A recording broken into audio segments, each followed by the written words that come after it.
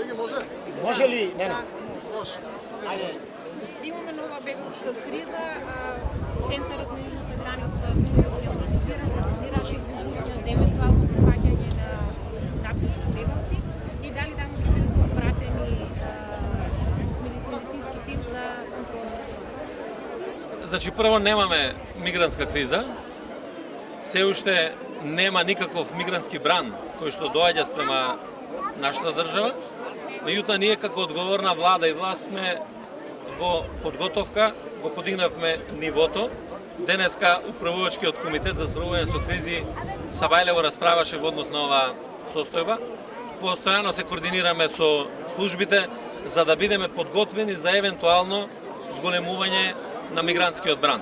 Иако, според сите информации кои што ги добиваме, според контактите со нашите колеги од регионот и до Европската Унија, сметаме дека нема да дојде до една таква криза. За нас е многу важно тоа што системот за справување со евентуален мигрантски бран функционира во континуитет. Ние знаете дека имаме прогласено кризна состојба на северната и на јужната граница. Двата транзитни центри кои што ги имаме се подготвени.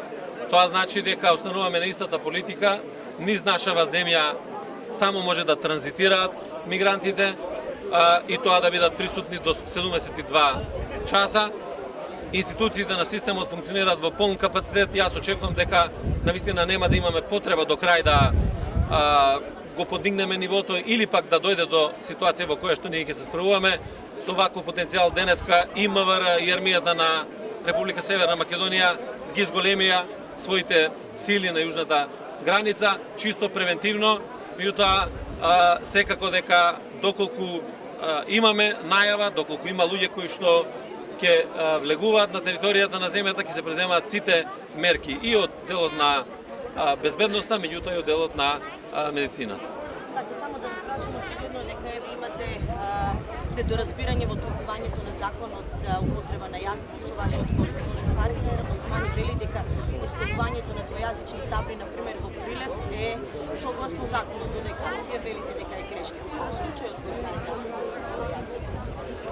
Законот е донесен, законот е објавен во службен весник, можете да го видите и сами да пресудите, односно да процените кој е во право, така да сосема е јасно каде и во кои места, во кои општини може да се употребуваат јазиците. Тоа е секаде каде што имаме повеќе од 20% етничка заедница која што живее во државата. Значи тоа дека вашиот коалиционен партнер во случајот не го знае законот?